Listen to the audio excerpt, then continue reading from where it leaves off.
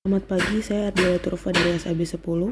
Saya akan menjelaskan dan mempresentasikan alasan-alasan dari statement yang terdapat pada tugas akuntansi keuangan menengah 1 pada sesi 1 kemarin. Pertama, CA 1.1 IFRS and Standard Setting. Nomor 1, IFRS is the term used to indicate the whole body of IASB authoritative literature. Jawabannya adalah benar karena IFRS adalah istilah yang digunakan untuk menjelaskan seluruh mewakili seluruh badan dari badan peraturan IASB.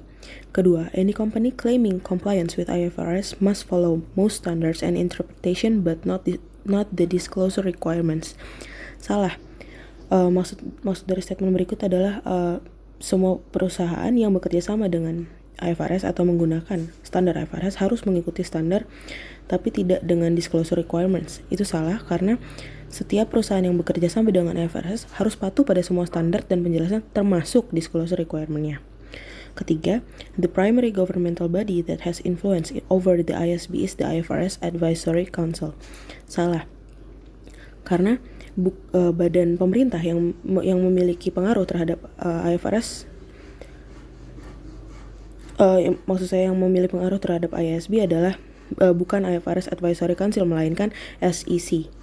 Nomor 4, the overriding requirement of IFRS is for the financial statements to give a fair presentations or true and fair view. Nomor 4 benar, karena ketentuan IFRS memang bertujuan untuk menyamaratakan standar laporan keuangan dengan standar tersebut. Selanjutnya, nomor 5, the IASB has a government mandate and therefore does not have to follow due process in issuing an IFRS.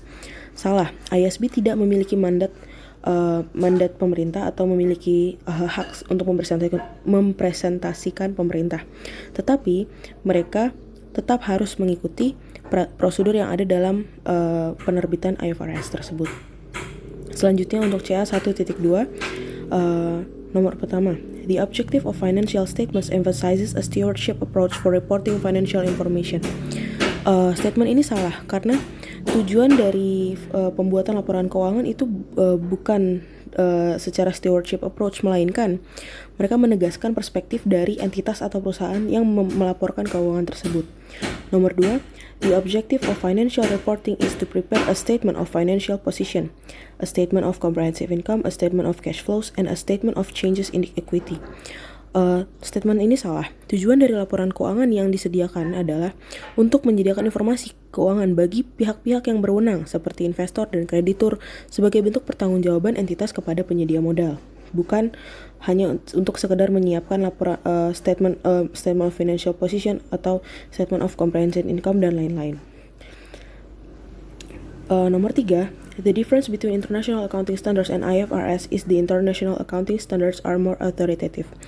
Nomor 3 ini salah. Kenapa? Karena International Accounting Standards itu ditulis oleh International Accounting Standards Committee, sedangkan IFRS dirilis oleh IASB. Itulah kenapa mereka sebenarnya memiliki kekuatan hukum yang sama. Nomor 4, the objective of financial reporting uses an entity rather than a proprietary approach in determining what information to report. Benar, karena memang tujuan dari pembuatan laporan keuangan adalah menggunakan entity approach atau secara perspektif perusahaan, melainkan dari pihak ketiga atau pelaku dari pembuat laporan keuangan tersebut. Demikian untuk yang tugas CA 1.1 dan CA 1.2. Berikutnya saya akan menjelaskan mengenai tugas CA 1.3. Nomor 1, IFRS stands for. Jawabannya yaitu C, International Financial Reporting Standards. Kemudian nomor 2, the major key organizations on the international side are. Jawabannya adalah D, IASB and IOSCO.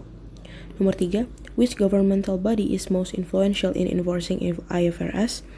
Jawabannya adalah A, Monitoring Board. Karena Monitoring Board adalah badan yang berpengaruh dalam pengaplikasian IFRS. Kemudian selanjutnya nomor 4, Accounting Standard Setters uses the following process in establishing international standards. Jawaban nomor 4 adalah D, Research Preliminary Reviews Exposure Draft Standard. Mengapa? karena langkah-langkah yang dilakukan secara singkat, langkah-langkah yang dilakukan dalam perilisan suatu peraturan IFRS adalah research, yaitu melakukan analisis terhadap topik-topik yang akan dilaksanakan, kemudian preliminary reviews, di mana salah satu contohnya adalah dilakukan public hearing yang melibatkan pihak-pihak yang berwenang dalam pengaplikasian IFRS, kemudian exposure draft merupakan evaluasi akhir sebelum kemudian dilakukan standar atau perilisan dari ketentuan-ketentuan IFRS yang telah diciptakan. Kemudian nomor 5, IFRS is comprised of. Jawabannya adalah B, International Financial Reporting Standards, International Accounting Standards, and International Accounting Standards Interpretations. Jadi memang benar, yaitu IFRS terdiri dari International Financial Reporting Standards dan lain-lain tersebut. Kemudian selanjutnya nomor 6, the authoritative status of the conceptual framework for financial reporting is as follows. Jawaban nomor 6 adalah A. It is used when there is no standard or interpretation related to the reporting issues under considerations. Jadi kekuatan hukum dari conceptual framework for financial reporting itu adalah mereka digunakan ketika tidak ada standar atau interpretasi yang berhubungan dengan masalah reporting yang telah didiskusikan. Kemudian untuk nomor 7, the objective of financial reporting places most emphasis on.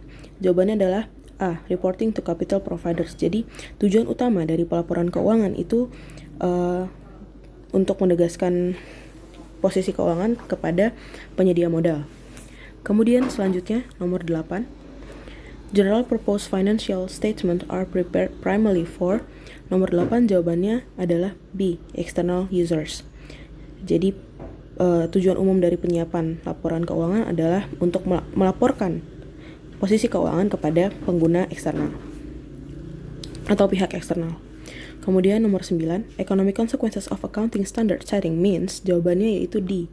Accounting standards can have detrimental impacts on the wealth levels of the providers of financial information. Maksudnya adalah konsekuensi ekonomi dari standar akuntansi yang telah disamaratakan, yaitu accounting standards dapat memiliki efek detrimental kepada pada level kekayaan dari penyedia laporan keuangan tersebut, informasi keuangan tersebut. Kemudian selanjutnya terakhir nomor 10, the expectation gap is the difference between. Jawabannya yaitu B, what the public thinks accountants should do and what accountants think they can do. Jadi expectation gap adalah jangka perbedaan dalam ekspektasi, yaitu apa yang masyarakat pikir akuntan harus lakukan dan apa yang akuntan pikir mereka dapat lakukan.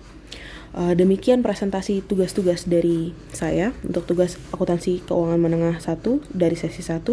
Terima kasih.